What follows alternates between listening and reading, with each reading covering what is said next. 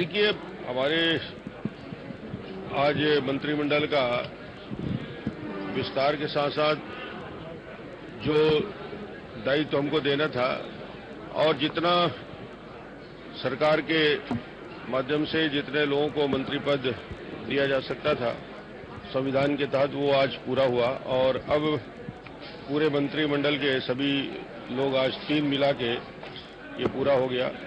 मुझे लगता है कि एक अच्छी स्थिति रहेगी जब मंत्रियों के बीच विभागों का भी बंटवारा अभी 1 घंटे के अंदर पूरा हो जाएगा। तो एक रीजनल बैलेंस भी इसमें देखा गया, बस्तर से लेकर सरगुजा, कोरिया के दूरस्थ अंचल में मैदान के, और वो सभी क्राइटेरिया थे जो मुझे लगता है कि एक सरकार को बेहतर चलाने के लिए उचित था।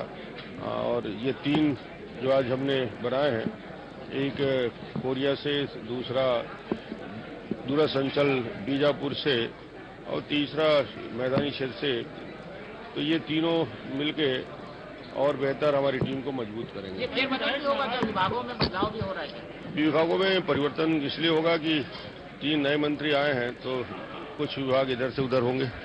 कई विधायक यहाँ पे थे नहीं सर, नाराजगी है बताया जा रहा है, उससे कोई फर्क पड़ेगा उनकी नाराजगी? नहीं, नाराजगी का कोई विषय नहीं होता। ये बीजेपी है और जिसे भी दायित्व दिया जाता है सब मिलके उसके साथ चलते हैं और दायित्व किसको मिलता है इससे फर्क नहीं पड़ता। हम अपनी अपनी भूमिका में बेहतर तरीके से 5 साल काम करें, अपने क्षेत्र की सेवा करें, ये महत्वपूर्ण होता है। नाराजगी आपकी जानकारी में है सर? नहीं, मुझे नहीं लगता कि कोई नाराजगी। नए मंत्रियों को कोई समय दे रहे हैं आंकलन के लिए? अरे अभी तो शपथ हुआ है, विचार शपथ के बाद अपने करें। निर्णय था, संगठन अपने साथ किया। मैं भारतीय जनता पार्टी प्रदेश संगठन, राष्ट्रीय संगठन, माननीय मुख्यमंत्री डॉक्टर रमन सिंह को मैं धन्यवाद करता हूँ। साथ ही छत्तीसगढ़ जनता को मैं विश्वास दिलाता हूँ कि आपने जो प्यार और विश्वास दिलाया है उसमें मैं पूरा खरा उतरूंगा और मैं जनहित के कार्य जितने ज्यादा हो सके वो काम करने की कोशिश करूंगा। कोई विषय जो बस्तर के मंत्री के रूप में अब मंत्री का शपथ लिया हूँ, अब विभाग बांटना माननीय मुख्यमंत्री जी का क्षेत्राधिकार है और जो देंगे, जो भी विभाग मिलेगा उसमें मैं खरा उतरूंगा और जब सर्वश्रेष्ठ करने की कोशिश करूंगा, मैं विश्वास दिलाता हूँ। बस्तर क्षेत्र का आप प्रतिनिधित्व करेंगे मंत्रिमंडल के अंदर, तो कोई खास विषय? बस्तर की जनता को और बीजापुर विधानसभा की जनता को मैं बहुत बहुत धन्यवाद देता हूँ, खासकर बीजापुर की जनता को जिन्होंने मुझे आज यहाँ पे पहुंचाया है। मैं आज जो संगठन ने माननीय मुख्यमंत्री विश्वास दिलाया है, बीजापुर जनता की बदौलत है। मैं बीजापुर जनता को बहुत आभार व्यक्त करता हूँ। कोई विषय जो उठाना चाहेंगे आगे जाकर जो भी विषय आएगा उसमें जरूर मैं क्षेत्र हित में होगा। अब वर्तमान में जो विषय आता है मैं लगातार संगठन करता हूँ। आने वाले दिनों में भी मंत्री पद में रहते हुए भी जो विषय होगा माननीय मुख्यमंत्री के साथ मंत्री परिषद में भी विषय जरूर बात आएगी। जो हमारी सरकार की योजना है उसको जन जन तक पहुंचाने के लिए जो छोटे तबके के लोगों को भी उसका लाभ मिले, किसान भाइयों को भी, मजदूर को लाभ मिले और क्षेत्र का, प्रदेश का विकास के लिए मैं काम करूंगा। पूर्व में भी था, एक मंत्री के रूप में एक कार्यकाल का दायित्व मुझे मिला था, उसे भी बखूबी निभाया हूं और वही पुनः आज भी अवसर मिला है तो निश्चित रूप से जो सरकार की योजना है उसका लाभ जन जन तक पहुंचाने के लिए, विकास के लिए काम करूंगा। आपके नाम को लेकर आखिरी तक एक विवाद की स्थिति थी। एक वरिष्ठ सांसद, पूर्व सांसद, राष्ट्रीय महामंत्री सरोज पांडे जी का कहीं विरोध? नहीं, ऐसा नहीं। आपने कोई विषय सोचा है, कोई योजना सोची है, कोई बात सोची है मंत्री बनने के बाद अब ये करना है? हाँ, वही बताया ना, अपने को विकास करना है पूरे प्रदेश में और दूसरा बात जो भी योजनाएं हैं हमारे सरकार का उसको जन जन तक पहुंचाएंगे। जी से भी मार्गदर्शन लेंगे भैया? जी, सभी वरिष्ठ हैं, सभी से मार्गदर्शन लेंगे, सभी से। प्राथमिकता आज तो मंत्रिमंडल का शपथ लिया हूँ, मंत्रिमंडल का आज शपथ लिया हूँ।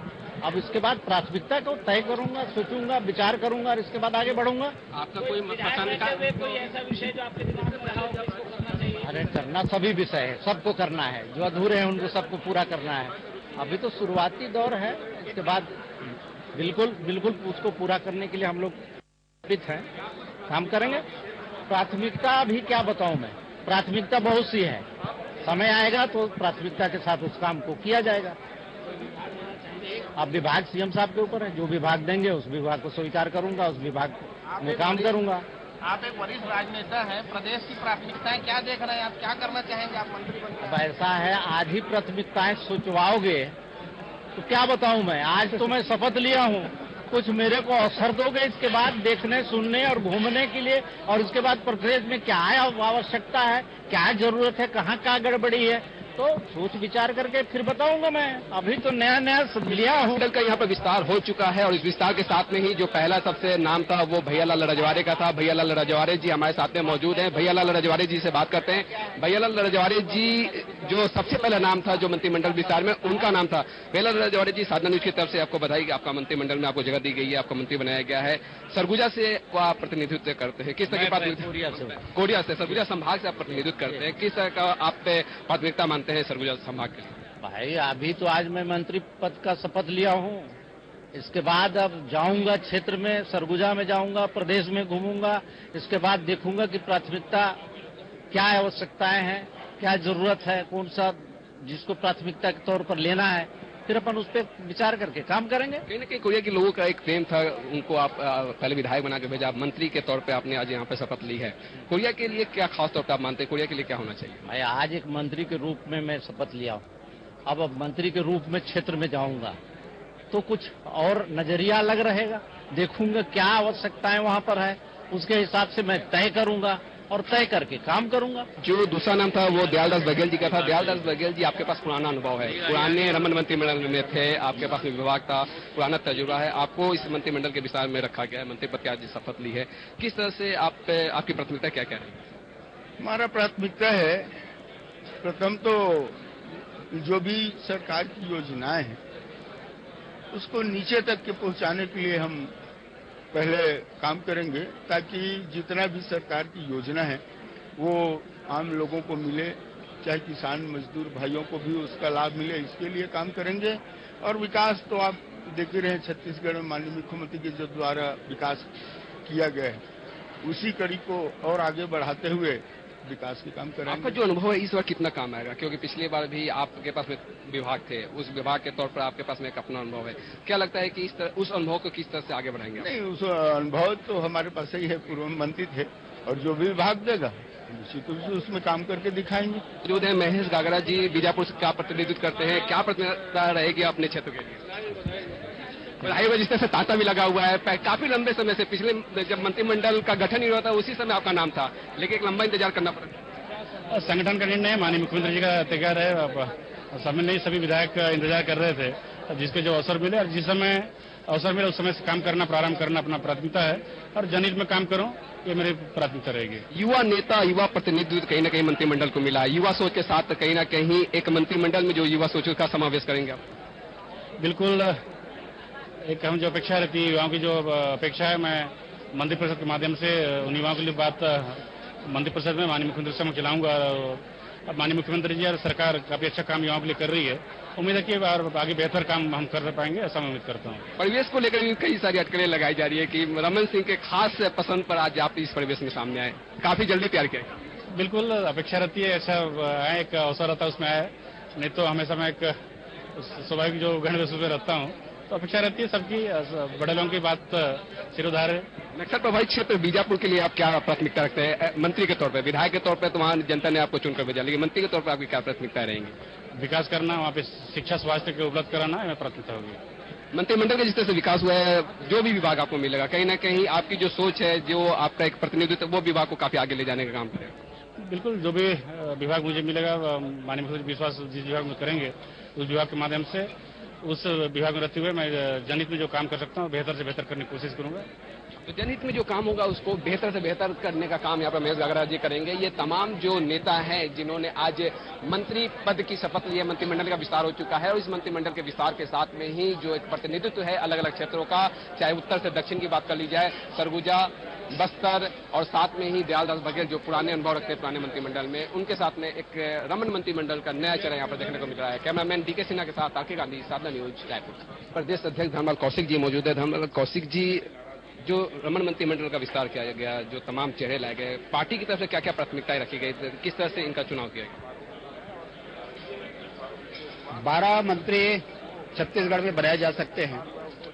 9 मंत्री हमारे काम कर रहे थे, 3 मंत्री का हमारे रिक्त थे।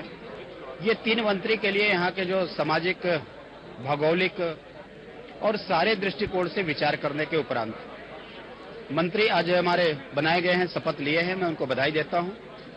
जनता की जो अपेक्षा है उन अपेक्षाओं को पूरा करें, प्रशासन में कसावट लाएं, विभागीय उनके कार्य ठीक से हो, और संगठन की जो एक अपेक्षा रहती है कि हम जब चुनाव में जाते हैं, जनता से वादा करते हैं, उन वादे को पूरा करने में उनका सहयोग मिले और जनता को सभी दृष्टिकोण से उनके मिलने का समय, दौरा करने का समय, सरकार के जो कार्य हैं उसकी महत्ता को देखते हुए सारे चीजों को देख करके हम उम्मीद करेंगे कि हमारे मंत्री ठीक काम करेंगे और इससे प्रशासन में कसावट भी आएगी और साथ ही साथ जनहित के कार्य भी होंगे। प्रशासन में कसावट तो आएगी। खासतौर पर बस्तर संभाग की बात कर ली जाए तो बस्तर से महेश गागरा जी, सरगुजा संभाग से वीएलएल रजवाड़ी जी, दयालदास बघेल जी के पास में अपना अनुभव था। इन तमाम जो समावेश किया गया है मंत्रिमंडल में, कहने के लगता है कि क्षेत्र की तमाम चीजों को देखते हुए, एक राजनीतिक समीकरण को देखते हुए रखा गया है। मैं पहले ही बता दिया है कि क्षेत्र की जो भौगोलिक स्थिति है, सामाजिक संरचना है, कार्य करने की क्षमता है, इन सारी बातों को लेकर के कि मंत्रिमंडल का यहाँ पर जो गठन हो, सारे उसमें समाहित हो जाए और समाहित होने के बाद प्रशासन में कसावट आए और संतुष्ट, उसके साथ ही साथ नेतृत्व भी उभर करके सामने आए। इन सारी बातों को लेकर के गठन किया गया। कुछ लोगों की नाराजगी भी निकल के सामने आ रही है, वरिष्ठ नेताओं की नाराजगी यहाँ पर देखने को मिल रही है। आप उनसे बातचीत करेंगे तो आपको पता लगेगा कोई नाराज नहीं है। भारतीय जनता पार्टी में सभी को मालूम है कि मंत्री सीमित ही बन सकते हैं, लेकिन उसके बाद कोई न कोई दायित्व में कार्यकर्ता काम करते हैं और आगे भी कार्य करते रहेंगे।